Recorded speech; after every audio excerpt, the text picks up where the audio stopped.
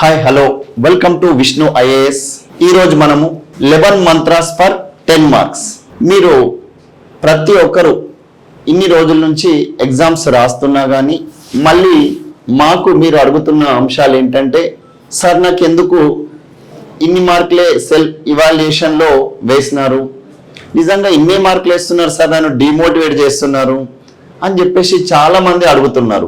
అయితే మన ఇన్స్టిట్యూట్కు వచ్చిన వాళ్ళందరూ, సార్ మాకు అసలు ఆన్సర్ రైటింగ్ స్ట్రాటజీ గురించి ఒకసారి ఒక వీడియో తీయండి అని చెప్పేసి అడిగినారు. అందుకోసం ముఖ్యంగా ఇది మారుమూల గ్రామాలలో ఉండి అసలు ఆన్సర్ రైటింగ్ కోసం ఇక్కడ రాని వాళ్ళ కోసం కూడా ఉపయోగపడేలా సెల్ఫ్ ఇవాల్యుయేషన్ టెక్నిక్స్ గుర్తుంచుకోండి. సెల్ఫ్ ఇవాల్యుయేషన్ మీరే స్వంతగా మీ ఆన్సర్ని ఏ విధంగా ఇవాల్యుయేషన్ చేయొచ్చు అనే అంశం పైన ఈరోజు 11 పాయింట్స్ అండి. ఈ 11 పాయింట్స్ని దృష్టిలో పెట్టుకొని మీరు ఆన్సర్ రాస్తే 100% ఇలాంటి ప్రొసీజర్ ఫాలో అవ్వాలని చెప్పేసి ఖచ్చితంగా నేను చెప్తున్నా మీకు. ఇది ఫాలో అవ్వాల్సిందే. ఇది ఫాలో అయితేనే మనకు 100% ఆన్సర్ అనేది బ్యూటిఫుల్గా కనబడుతుంది. అయితే ఇది నేను స్వంతంగా రాసింది కాదు. ఇది ఏంటంటే యూపీఎస్సి ఆన్సర్స్ ఎవరైతే మరియు టీఎస్పీఎస్సి ఆన్సర్స్ ఎవరైతే కరెక్షన్ చేస్తున్నారో వారికి ఇచ్చిన ఏదైతే బేసిక్ ఇన్ఫర్మేషన్ ఈ విధంగా మీరు కరెక్షన్ చేయాలని ఉంటుంది. దానిలోని కొన్ని పాయింట్స్ ఆధారంగా నేను ఈ వీడియోని రూపొందిస్తున్నాను. అయితే ఏంటంటే, ఎందుకంటే people don't know exactly what they want. చాలా గజ్బీజ్ అవుతున్నారు. మళ్ళీ ఏంటంటే, అయ్యో నాకు ఎలా రాయాలి. మీ మైండ్కు కొన్ని ఇన్పుట్స్ ఇస్తేనే కదా అది రాయగలుగుతుంది. సో మనం గతంలో డిస్కస్ అనే దాని మీద మరియు ఈ 14 పాయింట్స్ ఏమేమి ఉంటాయి అనే దాని మీద, కీవర్డ్స్ మీద డిస్కషన్ చేసుకున్నాం. కానీ ఇప్పుడు ఏం చేస్తున్నామంటే, మీరు సెల్ఫ్ ఇవాల్యుయేషన్ చేయడానికి 11 పాయింట్స్ ఉంటాయి. ఈ 11 పాయింట్స్కి సంబంధించి మన mains answer writing series of లెక్చర్లో భాగంగా ఈ పార్ట్ అనేది మీకు ఇస్తున్నాము. అయితే దీంట్లో ఒకవేళ మీరు నేను చెప్పిన పాయింట్కు మీరు ఇలాంటి టేబులే మీరు ఓన్గా వేసుకొని డైలీ సెల్ఫ్ చెకింగ్ చేసుకోవాలి. సెల్ఫ్ చెకింగ్ చేసుకున్నప్పుడే మనము ఎక్కడున్నామని చెప్పేసి తెలుస్తుంది. లేదంటే స్టాండ్ వేసి సైకిల్ దొక్కితే ఏడున్నాము ఆన్నే ఉంటాం. అయితే అందుకోసం సెల్ఫ్ చెకింగ్ చేంజింగ్ ఇంకా నథింగ్, ఇంకేం లేదు. అయితే మీరు ఒకవేళ ఈ విషయాన్ని ఫాలో అవుతే ఎస్, ఫాలో కాకపోతే నో, మరియు నేనేం చేయాలి అని చెప్పేసి మీరు రాసుకోవాలి. రాసుకున్న తర్వాత దీనికి మార్క్స్ కూడా ఇద్దాం. దేనికి ఎన్ని మార్క్స్ అప్రాక్సిమేట్లీ ఇవ్వచ్చు, సో దట్ ఫైనల్లీ కంక్లూజన్లో 10 మార్క్స్ అనేది వచ్చినాయా లేవా చూసుకుందాము. అయితే ఇది అన్నిటికీ వర్తిస్తుంది అంటే ఎస్, మీరు ఎలాంటి జిఎస్ 1, 2, 3, 4 దేనికైనా వర్తిస్తుంది. కామన్గా ఉండాల్సిన ఒక స్కెల్టన్ ఆఫ్ ది ఆన్సర్ ఇది. అయితే first now we will go into the today's topic, writing legibility ఉందా లేదా. ఫస్ట్ వన్ వచ్చేసి రైటింగ్ లెజిబిలిటీ. అంటే నీ యొక్క ఆన్సర్ అనేది రాసేటప్పుడు అది ఎగ్జామినర్కు చూడడానికి చాలా బాగుందా లేదా అని నీకే తెలుస్తుంది. ఒకవేళ నేను చెప్పిన అనుకోండి, సార్ ఏంటి మీరు నా ఆన్సర్ ఇలా ఉందా అంటున్నారు, నా రైటింగ్ బాగలేదా అని చెప్పేసి అంటారు. సో మరి దానికి బదులు మీరే తెలుసుకోండి, మీ రైటింగ్ బాగుందా లేదా. బాగుంటే అందులో వర్డ్స్ చాలా స్పేసింగ్ ఇస్తూ రాస్తున్నానా, లేదంటే ఒకదాంతో ఒకటి గజ్బీజ్ జంబ్లింగ్ రాస్తున్నామా, ఏ విధంగా రాస్తున్నాము, సిరీస్ ఫ్లైట్ పోయినట్టుందా, ఎట్లా ఉంది అది మీకే తెలిసి ఉంటుంది. తర్వాత దీనికి సంబంధించి ఒకవేళ రైటింగ్ లెజిబిలిటీ అనేది బాగుందా లేదా అన్న దాని ఆధారంగా కూడా మనము ఎస్ బాగుంది అంటే మనం ఇక్కడ మార్క్స్ వేయచ్చా, వేయరాదు. కానీ బాగా లేదనుకోండి -1 నుంచి -3 మార్క్స్, -1 to -3 మిస్ అయ్యే అవకాశం ఉంది. ఎంత చాలా బ్యూటిఫుల్ హ్యాండ్ రైటింగ్ అవ్వచ్చు మీది, అప్పుడే అది బాగుంటుంది అని. ఇది అన్ని సందర్భాల్లో వర్తిస్తుందా, వర్తించదు. అందుకోసం మనం ఏం చేస్తున్నామంటే -1 ఇచ్చేద్దాం, -1. కానీ యూపీఎస్సిలో అట్లీస్ట్ అర్థమయ్యేటట్టు ఉందనుకోండి, అసలు నీ రైటింగ్కు సంబంధం లేదు. వారికి కంటెంట్ బాగుందా, yes you will get 100% marks, అంతే. Content is the main final criteria for getting full marks. ఇక్కడ కామెంట్ ఏం చేస్తారు, మరి చేంజింగ్ చేసుకోమన్నాం కదా, ఏం చేంజ్ చేసుకోవాలి నేను ఇప్పుడు. అయితే దానికి సంబంధించి ఎస్ చిన్నపిల్లల్లాగా ఈ 4 లైన్స్ బుక్ తీసుకోవాలి, తర్వాత 2 లైన్స్ తీసుకోవాలి, ఆ విధంగా రాస్తూ ఉండాలి. ఎస్ ఈ విధంగా రాశారు. కావున నా రూమ్మేట్ ఇప్పుడు శ్రీధర్ గారని ఇండియన్ రైల్వే అకౌంట్ సర్వీస్ లో ఉన్నారు. ఇప్పుడు ఆయన చిన్న పిల్లలాగా అన్నయ్య నేను ఇట్లా రాస్తా అని చెప్పేసి రాసుకుంటూ నాకు చూపిస్తే రియల్ గా అసలు ఎంత విత్ ఇన్ 1 month లో లేదా 11 days నుంచి 21 days మీరు ప్రాక్టీస్ చేస్తే ఇంప్రూవ్మెంట్ అవుతుంది. రైటింగ్ స్లేట్స్ కూడా వచ్చినాయి. రైట్, దీనికి కామెంట్ అనేది మీరే రాసుకోవాలి.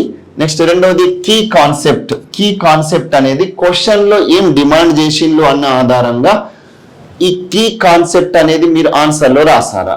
ఈ కీ కాన్సెప్ట్ లో ఆన్సర్ లో బేసిక్ థింగ్స్ ఏమైనా బేసిక్ థింగ్స్ రాసినామా లేదా. బేసిక్ థింగ్స్ అంటే వారు క్వశ్చన్ ఏం డిమాండ్ చేసిండ్రు, డిమాండింగ్ ఆఫ్ ద క్వశ్చన్ లో key concept and basic things ఇలానే రాయండి. మీరు ఇలానే రాసుకుంటూ ఉండండి ఇప్పుడు వింటూ. అయితే key concept and basic things అనేది క్వశ్చన్ లో ఏమడిగారు, దాంట్లో నేను కీ పాయింట్స్ రాసిన, అందులోని మళ్ళీ మౌలిక అంశాలు అవి మాత్రమే అక్కడ ఆన్సర్ లో ప్రతిబింబించాలా, చాలా అక్కడ కనిపించాలి. అలా రాసినప్పుడు నాకు ఎన్ని మార్కులు వస్తాయి? 2 మార్కులు వస్తాయి. 2 మార్కులు వచ్చిన తర్వాత మరి ఇక్కడ రాయకపోతే 2 మార్కులు మైనస్ అవుతాయి. మరి what is missed, what is missed in my, దీంట్లో మరి ఏమి మిస్ అయింది అన్నది కూడా మీరు రాసుకోవాలి.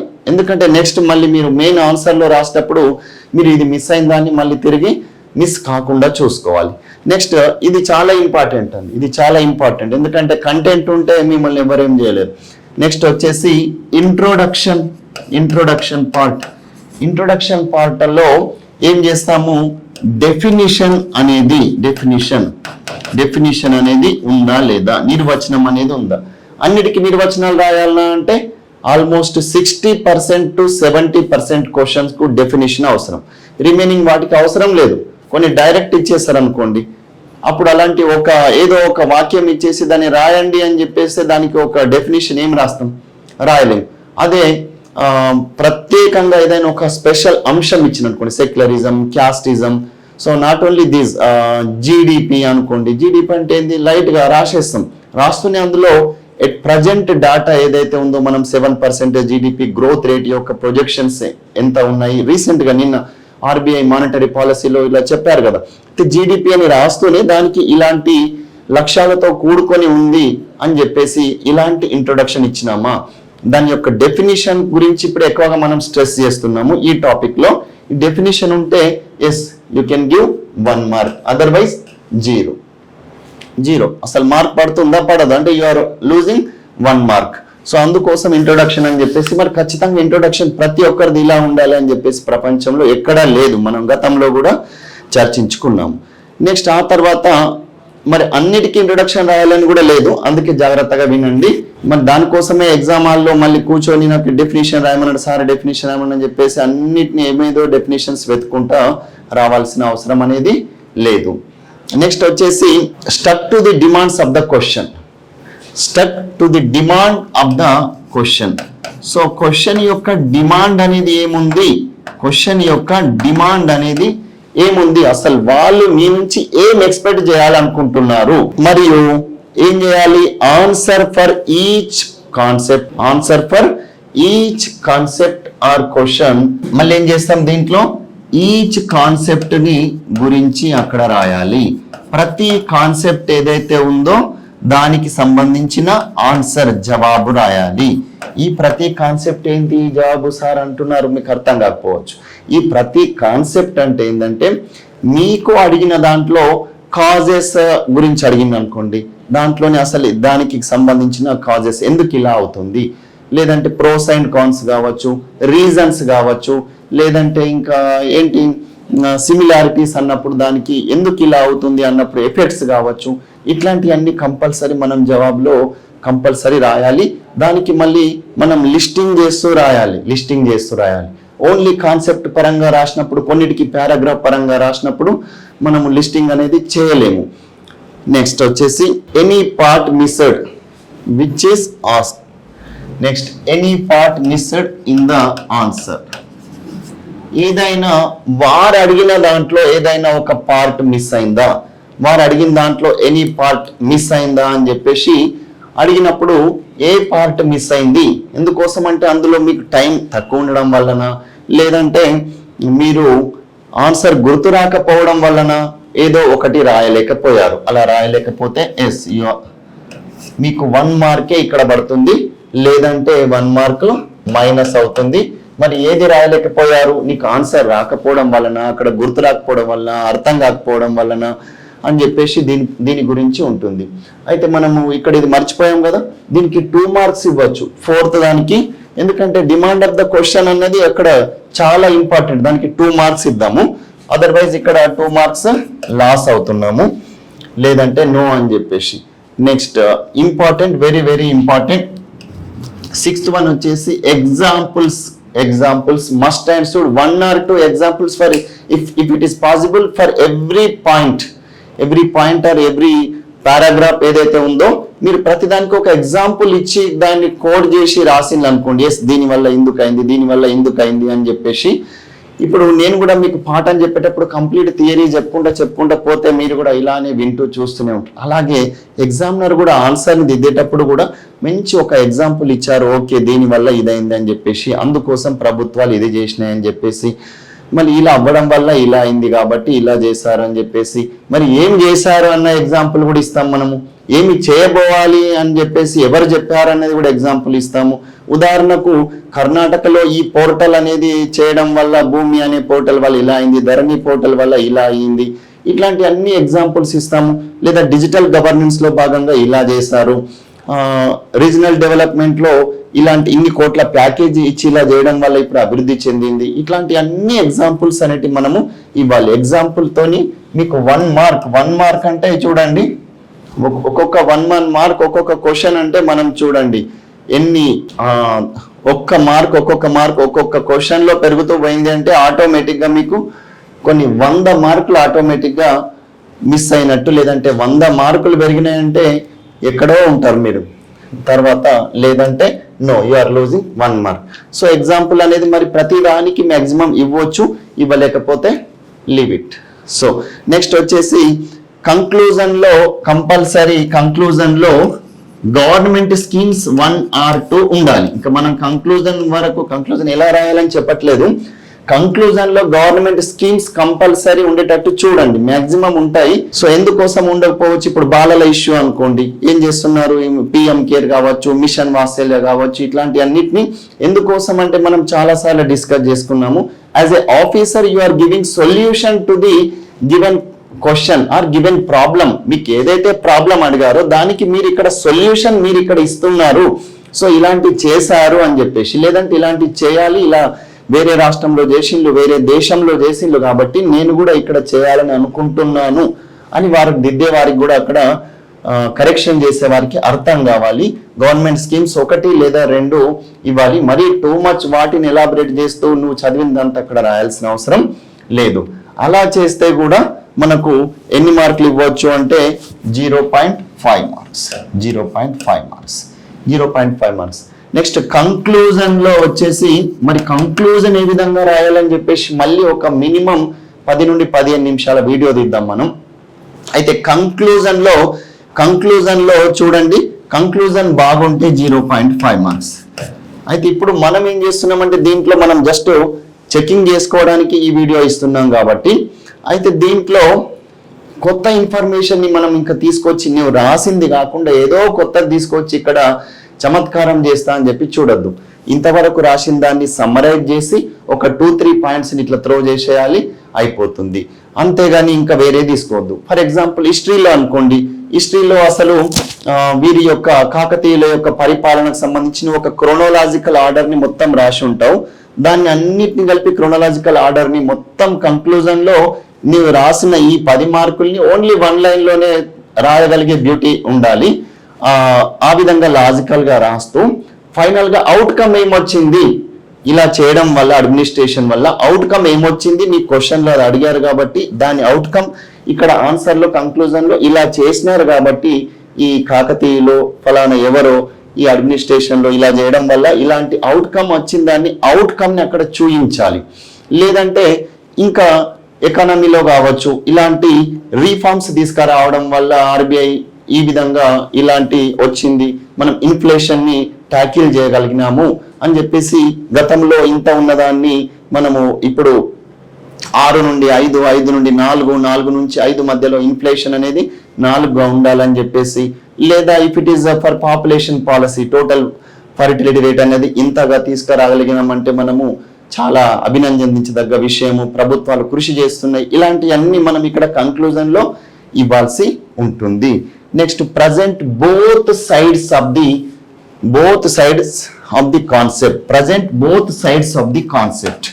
ఏంటి కాన్సెప్ట్ లోని బోత్ సైడ్స్ అంటే, వారు అడిగిన దాంట్లో ప్రశ్నకు సంబంధించిన దాంట్లో ఇలా చేస్తే ఇలా ఉంటుంది అని చెప్పేసి ప్రోస్ అండ్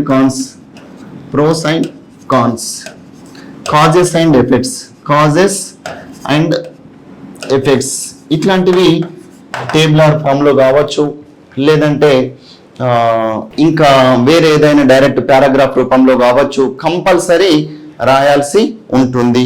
ఇంకా ఏంటిది అంటే రీజన్స్ కావచ్చు, ఎందుకు ఇలా అయ్యింది, ఎందుకు ఇలా చేస్తే ఇలా అవుతుండే, ఇలా కావాల్సి ఉండే అని చెప్పేసి నీవే ఒక అక్కడ సొల్యూషన్ని దాని గురించి థింక్ చేస్తూ ఇస్తున్నట్టుగా ఆన్సర్ అనేది ఉండాలి. అలాంటి సందర్భంలో కూడా you will get 0.5 marks. Next వచ్చేసి రిలవెంట్ మ్యాప్ అనేది మనం గీసినామా లేదా. ఓకే, గీయడానికి వస్తే బాగుంటుంది. ఎందుకు గీయడానికి రాదు, నేను జస్ట్ అప్పుడప్పుడు బోర్ వచ్చినప్పుడు చూడండి, మీరు జస్ట్ ఓన్లీ 1 minute లో మ్యాప్ పాయింటింగ్ ఏ విధంగా చేయాలని చెప్పేసి టెక్నిక్స్ ఇస్తారు. యూలు రాయండి, వీలు గీయండి అని చెప్పేసి, ఇండియా మ్యాప్లో ఇలా వి గీయండి, ఇక్కడ 3 రాయండి, ఇక్కడ 3 రాయండి, ఇట్లా రాయండి, డబ్ల్యూ రాయండి, దీని నుంచి ఇటు తీసుకపోండి, అటు తీసుకపోండి అనుకుంటా ఏం చేస్తారు, మనకు చాలా మంది కొన్ని మ్యాప్స్ ఇస్తారు. అంటే నాలా గీయద్దు మ్యాప్ అనేది. ఇట్లాంటివి మనకు యూట్యూబ్ షార్ట్స్లో దాన్ని కంటిన్యూస్గా చూడండి. చూస్తే మీకు మ్యాప్ అనేది ఆటోమేటిక్ మీకు తెలియకుండానే మీ మైండ్, ఇప్పుడు నేను జస్ట్ మామూలుగా చూసినా కాబట్టి నాకు ఇంత మంచిగా గీయగలిగిన, మీరైతే చాలా ఎక్స్పర్ట్స్, చాలా బ్యూటిఫుల్గా మీరు మ్యాప్స్ గీయగలుగుతారు. లేదా డయాగ్రామ్స్ కావచ్చు, సర్కిల్స్ ఇట్లాంటివన్నీ ఈ విధంగా చేసి ఒకసారి ఇచ్చినాం అనుకోండి, కంపల్సరీ ఇస్తేనే మార్క్ వస్తుందా అని చెప్పేసి నేను అనట్లేదు, కానీ నీకు 0.5 మార్క్ అనేది ఈజీగా అక్కడ వచ్చేస్తుంది.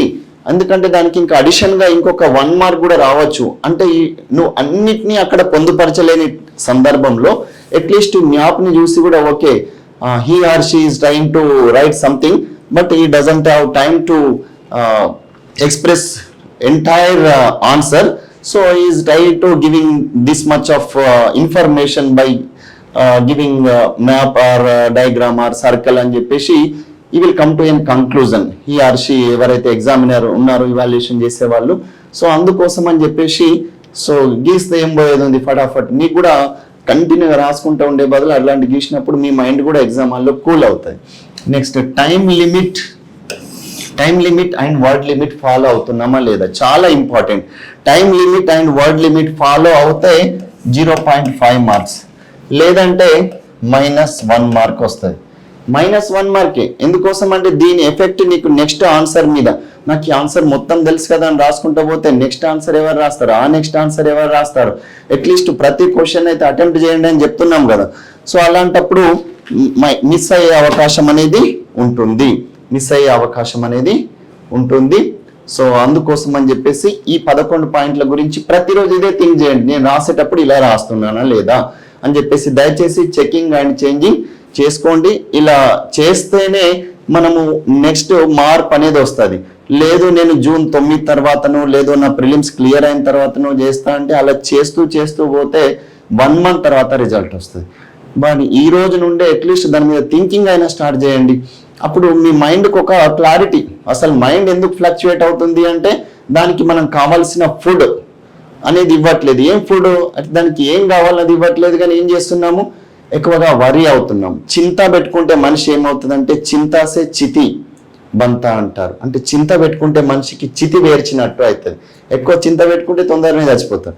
అట్లనే మనం ఎక్కువగా టెన్షన్ అంటే పాపం మైండ్ కూడా డిస్టర్బ్ అయి తొందరనే స్టడీ హాల్లో కూర్చొని నిద్రపోవాలనిపిస్తుంది. వెంట నిద్రపోవాలనిపించలేదు, నిద్రపోతాం. ఎందుకంటే మైండ్ మీద అన్ని ప్రెషర్స్ దబావ్ అనేది ఉంటే అసలు మైండ్ అనేది సరిగా పనిచేయదు. అందుకోసం చాలా జాగ్రత్తగా అన్ని మీరు ఒక క్రియేటివ్ థింకింగ్ తోని లాజికల్ గా ప్రతిదీ చేయండి.